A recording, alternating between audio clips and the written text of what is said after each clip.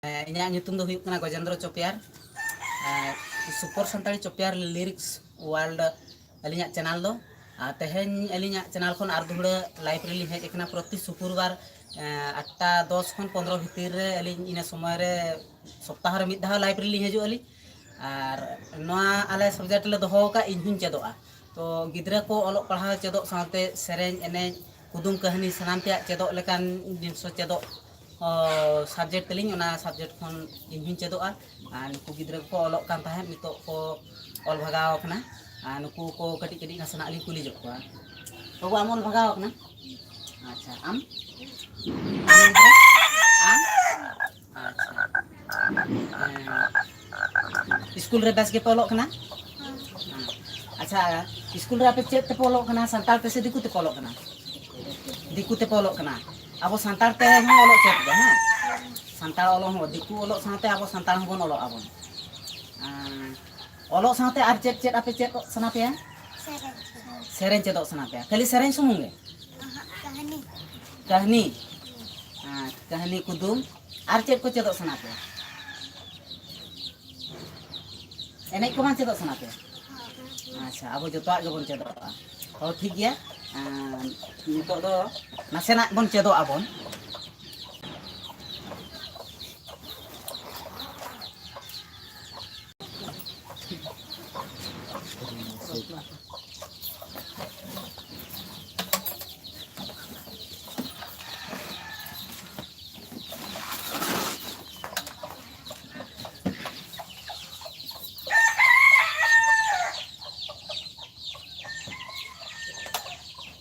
मानवी जीवन रे जतवा गे चेदो दो निहती लगती केना तो अब जुदी एनेज सेरेन बन चेदो आबन एनखान चेदो खान दो सेरेन जुदी बन चेदो आबन जहां तिस गे उनी फसला बन सेरेन आबन उन जोखा दो नोआ नाम को जोहार आको जतो जोहार तो सेरेन माना मन चेदा बन चेलका अब अब नोआ जहां बन चेदो कना बन अब नोआ चे सब्जेक्ट बन दो का बन ले पे से इन चेदो गया तो अब दो तेहेन अब नोआ नितो जहां लाइव रे बोन हेज कना नोआ दो इन चेदो गया ताहले ठीक गया तेहेन नितो दो माना रू सलाते सेरेन को बन चेदो आबो अच्छा अब इन चेदो गे ओना रना नासेना सेरेन बन चेदो आमा हैं नोते को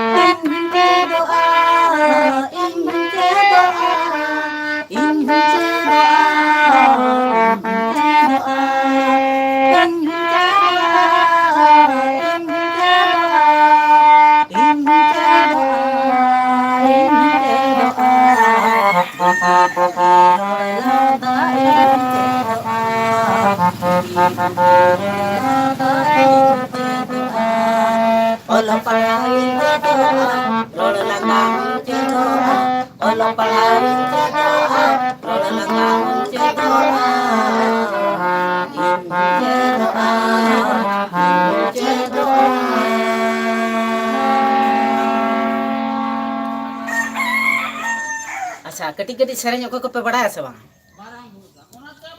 हैं आम बड़ा आम सेरेन बाम बड़ा आम बाबू आम बड़ा अच्छा नुई बाबू दे बड़ा गया सेरेन आम बड़ा सेरेन अच्छा Masa am sering mau kalkam seringnya?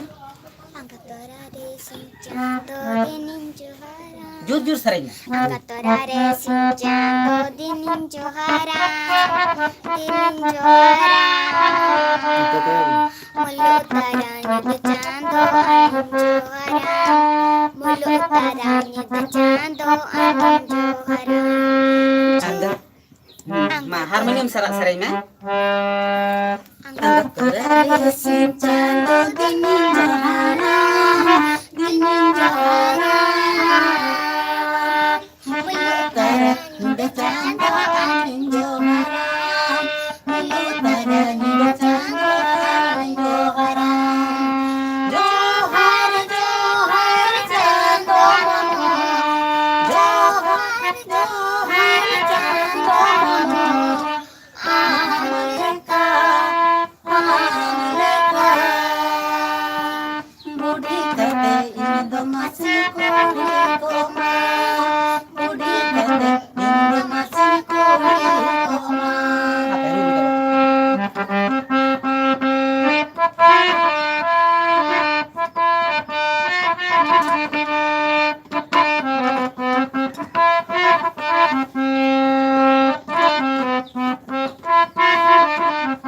mano. Amaleka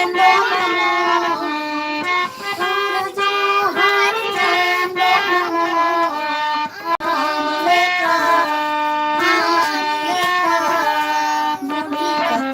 indo masih kuri koma. Budi tete indo masih kuri koma.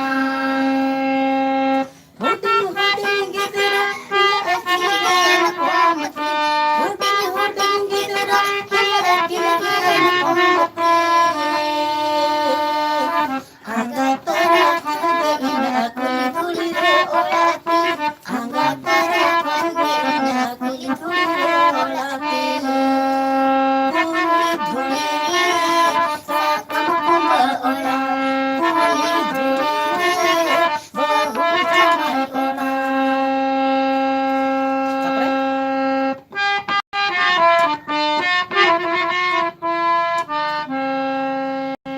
Sababu am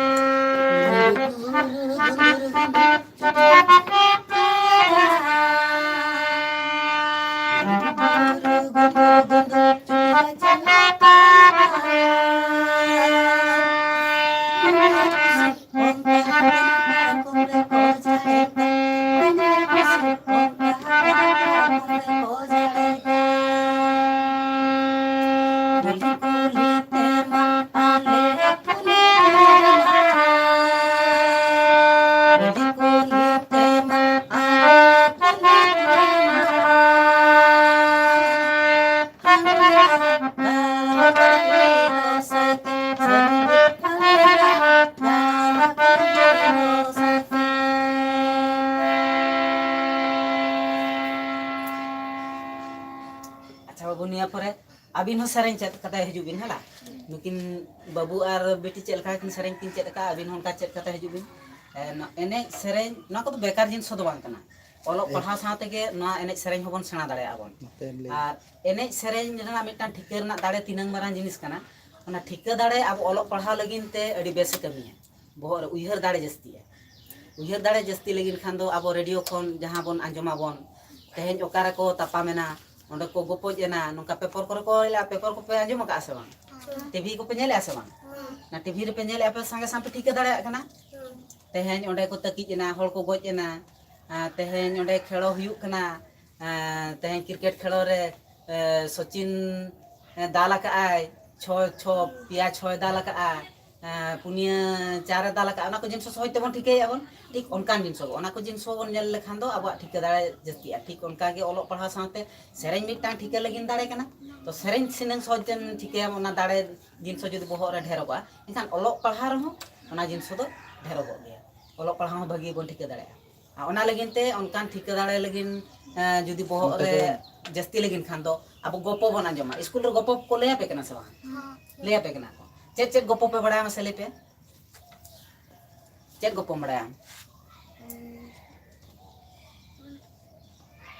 हाड़ो और पुसी बारिया पुसी हाड़ो और बारिया पुसी अच्छा दिकु तुमा को मेता कना गोपो अब संताल तो चेत बन मेता कहानी कहनी ठीक है ले मसले में जेलका हाड़ो और पुसी ना बड़ा ये पुसी और मिटang पुसी उनकिन मिटang ओड़ा सेन कतन मिटang पिठा किन अगु किया ओना रेपेट कान तहलकिन हळु उल दारे चोटरे तहलेना हळु आंगोयनते आदो पुसी लेयकिन कना ये दु उजुना अगुबिन और किलो धीरी अगुबिन अच्छा उजुना किन अगुया और किलो धीरी किन अगुया की आदो तलारे फाड़े के उनी हाणु तलारे फाड़े केते बनार धारे दोहो केते आदो उजुन के नवा ढेरो कना नवा कटी गेराना और नवा ढेरो कना नवा कटी गेराना उनका गेर गेते जतो चावा के ना किलो धीरी और उजुन गिडे ठुकाते सेनेना और पुसी दो बोहरे ती दोहो कतन राख की अड़ी भगी गोपो ले की है यबन जतो हो जाहो अड़ी भगी गोपो बार हड़ तापाम रे मिन हड़ा लाभ होइना ओना अब संतार ते दो अच्छा बाबू आम बड़ा आम बाम बड़ा मिटा कुदुम बाम बड़ा कहानी बाम बड़ा आम बड़ा चेदो आको ओना को निहती चेदो आको ओना चेद तो निहती लगती केना ओना चेद लेन खान दो माने ठिका दाड़े ढेरो को चेद ढेरो को कुदुम कहानी आंजमते ठिका दाड़े अब ढेर लेन खान दो ओलो पढ़ा हो लगन सहज ते बन ठिका दाड़े ना ताहले उनकाना मिटांग इनी ले ताबना जम पे हां अच्छा मिटांग कहनी nyutum huyuk kana ora कहनी दो उनी दो ताहेलना मिटांग सुक्री भीम मेनते को मेताया को ओना कहनी ना nyutum huyuk kana Sukri Bhim उनी सुक्री भीम दो माने आजा हड़मो दो सुक्री कान ताहे आर बहक दो हड़ बहक कान ताहे ओना तो पहिल जुग रे हुइलेन ताहे ओना कहनी हो इन पहिल गोलम हड़ाम गोलम बुढ़ी ठेन खनि चेद का ओना गे आपे अंजम आपे कना आर ओना कहनी दो नंका ताहे कना उनी सुक्री भीम दो मिटांग बाय कमी दाड़िया आय माने आजा हड़मो दो सुक्री कान ताहे आर बहक दो सुक्री लेका धारा गे हड़ लेकान धारा कान ताहे उनको दो 7 बयहा को ताहे लेना 7 बयहा खन मिन हड़ दो सुक्री भीम मेन ताको सुक्री ना उनी खातिर उनी दो को nyutum किदा सुक्री भीम आ उनी सुक्री भीम दो जतो खन हुडिनी ताको और मारांग को आज दादा तको उनको तो जतो को बापला चबायना और सुक्री भीम दो उनी दो चेद हो बाय कमी दाड़ा ताहे और आज बाबा दो नोंका गे बेमार आजार रे पड़ाव लेन ताहे गज एना जते बड़े गज एना एनखान आज दादा तको नुई सुक्री भीम मा चेद हो बाय कमी दाड़ा आ ओना खातिर ते नुई दो को आज दादा तको को भेगार गिडी कदया को तारे को भेगार गिडी कदया आज दादा तको को उहर के नुई मा बाय कमी दाड़ा कना नु जम न्यू चेदा बन माया बेकार ते चेदा बन सुलिया आज दादा आज हिली तको को भेगार चबायना को ताले उनी जहां आज रंडी ना उनी आज आयो और उनी सुक्री भीम उनकिन दो एकिन मिट ठन किन ताहे नकिन और आको आज दादा आज हिली तको उनको तो जतो को भेगार चबायना उनको 3 बयहा को ताहे कना 7 बयहा 7 दो अब संताल ते तिनंग बन मेता मिट बा पुन मोणे तुरुई एयाय उनको तो ताहले एयाय गोटांग बयहा को ताहे कना एयाय गोटांग बयहा खन मिट हड़ दो सुक्री भीम लेन एनखान उनी दो बाय कमी दाड़ा खातिर उनी दो को भेगार केदा ठीक है कि आपे नितो संतार ते 7 तिनंग बन मेता एयाय न ओनंका गे न कुदुम कहनी चेदो और ना दो न नितो जेमोनी ले पे संग संग पे ठीक है कि 7 दो एयाय को मेता एयाय बयहा कुई मिटांग बयहा दो हुयुक कना सुक्री भीम जहां फलर की उनी दो को भेगार गिडी कदेया तार को भेगार गिडी कदेया नुकिन चेलकार किन असुलुआ चेलकार किन असुलुआ कमी अर्जाव काते किन असुलुआ आज आयो हो बुढ़ी गया सुक्री भीम हो कमी बाय दाड़े चिली हो बाको मुलिया को और उनी दो हड़ कान रगे तो हड़ लेका ताहलन खान दो हिना जहां रगे को मुलिया गया किंतु उनी मा हड़ रूप बाय जामा का आधा हड़ आधा सुक्री तो ओना खातिर ते उनी दो जहां रे मुलिया कमी हो बाय जामा आज आयो गे जहां नालहा बाय इनते किन जम असुलुआ किन और इनते किन जम असुलुआ एनखान सुक्री भीम दो ako tola pala re mone hor duluk kate maji godet ᱯᱟᱨᱜᱟᱱᱟ ᱩᱱᱠᱩ ᱠᱚ ᱵᱤᱪᱟᱹᱨ ᱠᱟᱛᱮ ᱡᱚᱛᱚ ᱦᱚᱲ ᱦᱟᱥᱟ ᱢᱟᱹᱴᱤ ᱦᱚᱸᱠᱚ ᱵᱷᱟᱜᱽ ᱠᱮᱜᱼᱟ ᱠᱚ ᱪᱮᱫ ᱠᱚ ᱵᱷᱟᱜᱽ ᱠᱮᱜᱼᱟ ᱦᱟᱥᱟ ᱢᱟᱹᱴᱤ ᱦᱟᱥᱟ ᱡᱟᱦᱟᱸ ᱜᱮ ᱛᱟᱦᱮᱸ ᱞᱮᱱ ᱛᱟᱠᱚᱣᱟ ᱦᱟᱥᱟ ᱢᱟᱹᱴᱤ 9 ᱦᱚᱲ ᱠᱚ ᱫᱩᱲᱩᱵ ᱠᱟᱛᱮ को भाग किया अच्छा अब टोला पाड़ा रे मोड़े हड़ दो अकोय बन मेता को कना टोला रेन जहाँ गे हड़ को दुड़ुब आको उनको दो जतो मोड़े हड़ मेनते को मेता कोना ओना भितिर रे माझी गोडेत पारगाना नायके नुकु अडिगान नोंका गे अबवा थाक रे मेना आको हटिंग कना को उनको को गे ना बिचार आचार को दुड़ुब आको उनको जहाँ को बिचार आको उनको को गे जहाँ असुविधा सुविधा असुविधा समय रे उनी दो को बुझाया को हला ठीक उनका ना गे उनका गे उनको हो मोड़े हड़ दुड़ुब काते को भाग के हासा माटी जेमन हासा माटी को भाग के तायम नुकिन चे लका रेकिन चास बास किन नुकिन चास बास कते किन चे लका रेकिन असुलु आकिन आदो ako ma joto hor ko Chas के ako aj dada tako joto hor उनको मा को हड़ कना anu ma sukri bihun kana nukin do ado bakin chak tara na akin Chas बास लगिन ते नुई चे लका रे कमी आय एखन नुई सुक्री भीम ठेन दो ताहेलन ताहेन आज दो मिटांग बोंगा लकान हड़ कान ताहेन किंतु आजा आधा हो आधा सुक्री ते मनमे रूप रे जनाम लन ताहेन तो नुई चे चिका के आय आज दादा तको जतो हड़ को चास के को हुरु एरो दिन सेटेरना हुरु एरो दिन सेटेरना आज आयो मेताय कना एयो दु चला में तेहन दो दादा तको ठन खन चेत को इता को सारे जका को एर सारे जका को रोय सारे जका को ओना अगुई में आलांग होलांग रोय आलांग होलांग चास आलांग आर डंगरी को आरामा बनु को नुका कोड़ा माला कतर होलांग चास आलांग एनखान चिकेना आज आयो भेजा के दे आज दादा तको ठन आज दादा तको ठने भेजा के दे मेता को कना आज दादा तको ठने सेनेना आज आयो सेन काते कोई केत कोय प्रथमे चलाना मारांगी हपन ठेन आज आयो उनी कोई केदा मेता कना ए बाबू चेत कोम रोहय कान आर हुरु को जुदी एर सारे जका एनखान दो एमा हलेन इना तायम उनी मारांग बहु तको ओडोकेना उनी आज आयो मेताय कना हनाते बुढ़ी उनी मेताय कना एयो आले मा हुरु जहाँ ताहें लेना ओना मा जतोले एर चबा के बद रे आर जहाँ ताहें लेना ओड़ा रे सारे लेना ओना मा हेड़े तिकी कातेले चावले के आले आर जहाँ ओनाले गुम बड़ा हका ओना पेटेज कोगे मेना ओना पेटेज कोगे मेना आदो ओना पेटेज को लेखान आज आयो जतो बहा ठेन उनका के चलाना जतो हड़ उनका को मेता हदे आको ओकार को बाछा सारे जका गुम सारे जका को पेटेज आदो आज आयो दो हपन ते सुक्री बिन ठेने रुवाड़ हेजना मेता कना ए बाबू अम्मा दादा तको ठेने भेजा लेदिया दादा तको बहु तको को मेन के आको जतो को होय चबा हका जहाना को आर हुड़ू को को एर चबा हका जहां सारे लेना को हेडे तिकी के आको ओना को माको चावले का सुक्री भी मेमेन के आय ठीक गया यो जुदी आको हुड़ू को एर चबा हका ओका करे को गुम का ओना पेटेज को गे आम दो बस्ता रे संभाव अगुई में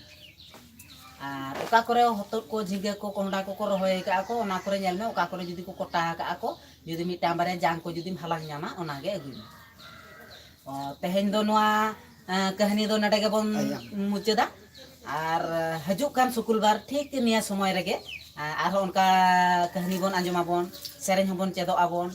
जतो गे बन चेदो आपे होपे चेदो इनहुन चेदो आर जतो गे आबो माबन नावा गे आबन नोआ चेदो इनहुन चेदो नोआ आबो जहां सब्जेक्ट मेना नोंकान काते गे आबो चेलकार बेस धरा बन चेदो आबन ओना खातिर ते तेहेन दो इनहुन चेदो पाहटा खन जतो को गे बन जोहार।